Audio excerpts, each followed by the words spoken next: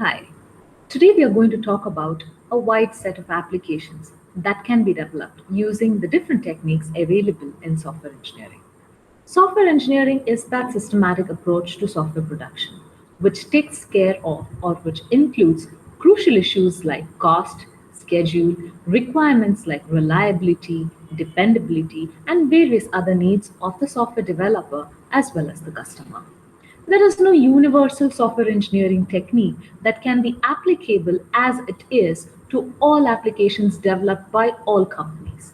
There is no such hard and fast rule or one size fits all approach. The major factor which determines the kind of software engineering technique you are going to apply is the type of software system or the application that is being built. So the application or the software system itself is going to determine what kind of software engineering technique or tool you're going to use. Of course, today the boundaries between the different kinds of systems is being blurred. But in spite of that, we have a diverse set of application systems being developed, and based on the requirements dictated by these applications, we are going to learn how to pick what kind of software engineering technique or methods. In this lecture video, we're going to start with talking about a diverse set of applications that are being built and their requirements. But in spite of all this diversity, there are a set of software engineering fundamentals that are applicable to all application softwares, to all kinds of software systems. We are also going to talk about these software engineering fundamentals in this video. So let's get started. So there are different types of applications that we develop. And based on the requirements of these applications, we are going to pick what software engineering technology or method is going to be adopted to develop them. Let's look at the different types of applications. The first kind of application is standalone application. These are the application systems that run on a local computer, such as a desktop or a laptop. These include all required functionality and they need not be connected to a network to be functional. All the required functionality is embedded within these applications themselves. Examples of such applications include all your office applications which you use on your PC, your text editors, the CAD programs that you run, photo editing softwares, and so on. The second kind of application is interactive transaction based application. So these are the applications that execute not on your machine but on a remote computer. And you can access these applications from your own machine, from your own desktop, laptop, or terminals. Obviously, you need to include, or there are some web applications such as e-commerce applications. You can interact with the remote system to buy goods and services. And this class of application also may include business systems where a business provides access to its systems through a web browser or a special purpose client program, cloud-based services such as email, photo sharing, and so on. Interactive applications often incorporate a large data store that is accessed and updated in each transaction. The third kind of application is embedded control systems. So these are the software systems, or these are software control systems that control and manage hardware devices. Numerically, there are probably more embedded systems than any type of system. Examples of these include the software in your mobile phone, the software that controls anti-lock braking in your car, the software that controls the cooking process in your microwave oven, your washing process in your washing machines, and so on. So these are basically softwares that are embedded and control hardware devices. The next kind of application includes batch processing systems. These are the business systems that are designed to process data in large batches. They process large individual number of inputs and create corresponding outputs. Examples of these kind of systems include billing systems such as your phone billing system, salary payment systems, and so on.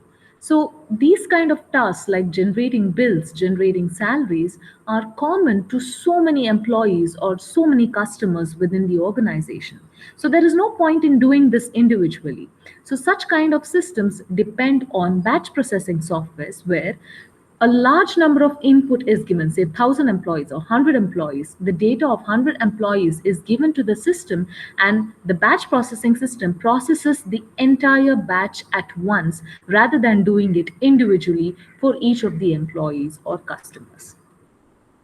The next kind of system is an entertainment system. These are systems that are primarily used for personal use, and they are intended to entertain the user. Most of these systems are gaming softwares or games.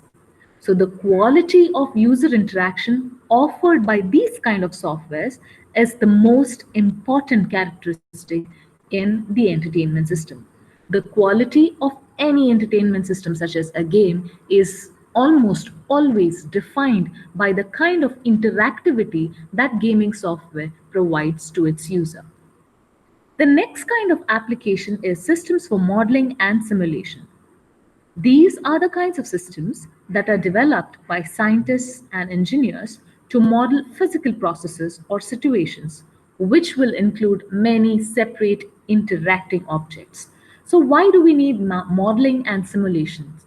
Certain kind of activities, if done in the real world, may prove expensive, may not be reasonable, may cost someone's life, and so on.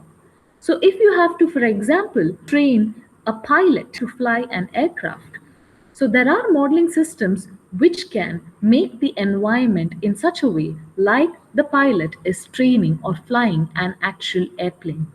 But he will be seated in a simulated environment where different variables or input parameters can be changed, and he can be exposed to different conditions and circumstances in order to train him successfully for unpredictable situations or circumstances in flight. Imagine having to do this training in the real world rather than using a modeling or simulation software. That could be costly, that could be unrealistic, that could be disastrous. So, for such situations where you have to model physical processes and there are a lot of other interacting objects or entities in place, and it is not feasible to try it in the real world, you have modeling or simulation software. The next kind of application is a data collection system. So these are the systems that collect data from their environment by using sensors and send this data to other systems for further processing. The software has to interact with sensors and often is installed in a hostile environment, such as inside of an engine or in a remote location.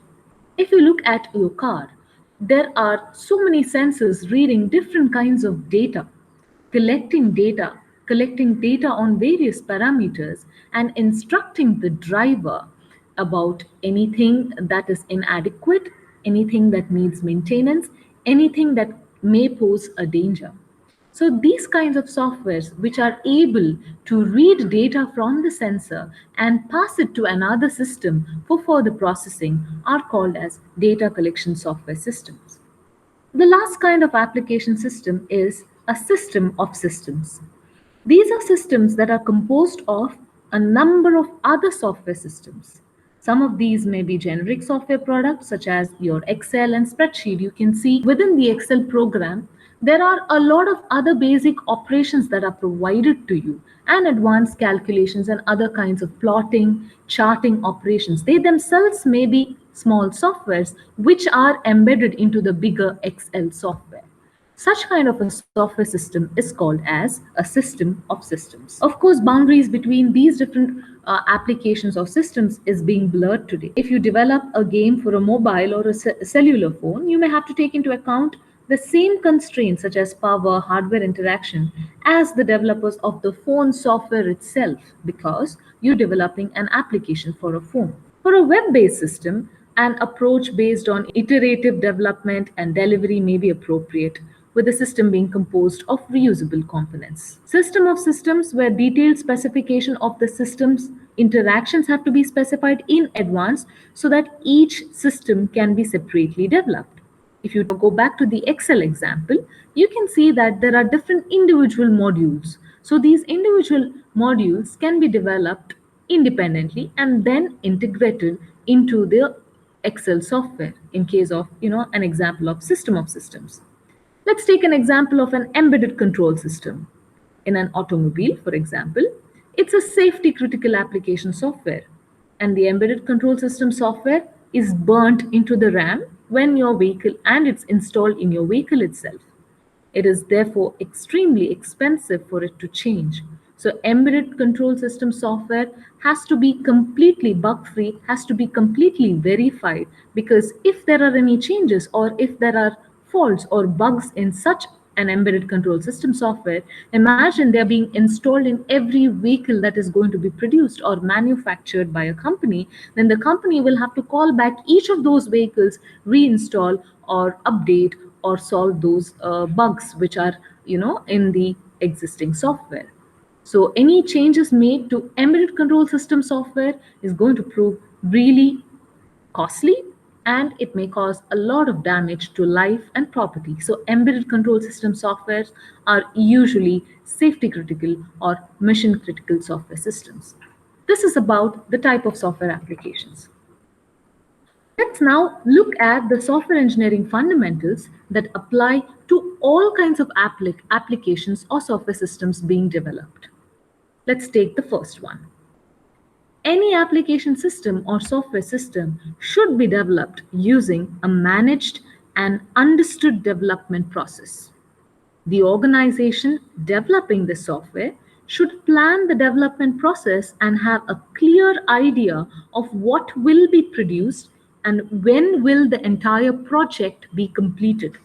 Of course, different processes can be used for producing different kinds of software. There is no universal software here. But the principle is you have to develop a well managed and understood process in order to define what kind of a product is going to be, the outcome of your entire production and when will this project be completed. The second software engineering fundamental is dependability and performance. So these are important for all kinds of system softwares being developed or application softwares being developed. Software should definitely behave as expected without failures, and it should be available for use whenever it is invoked. It should be safe in its operation as far as possible.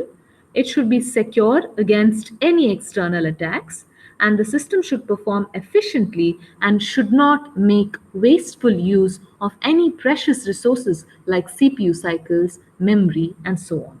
That accounts for dependability and performance. Let's go to the third fundamental, understanding and managing the software specification and requirements. This is what the software should actually do. And this is quite important. You have to know that different customers and users of the system expect different things from you, from the system. And you, as a software engineer, have to manage their expectations so that a useful system can be delivered within the budget and the timing or the deadline that has been specified. The last software engineering fundamental that applies to all kinds of applications or software systems is you should make as effective use as possible of existing resources. This means that wherever appropriate, you should reuse existing software that is already developed rather than write new software. This is basically because existing software is tested, and it is going to save you a lot of time in developing as well as integrating and debugging. So these fundamentals definitely do not cover implementation and programming. You are free to choose very specific programming techniques, and these programming techniques of platforms are going to vary dramatically from the type of system you're going to develop. For example, a scripting language such as Ruby can be used for web-based system programming, but that would be completely inappropriate for using in embedded system software development. In this lecture video, we have learned and understood that one software engineering principle fits developing all kinds of applications for all companies. We have seen the diverse set of applications, what are the needs of each of these applications. We have also spoken about, in spite of all this diversity, there are a few fundamentals of software engineering that will still apply to all these applications. Hope you had great takeaways from this lecture video. Thank you.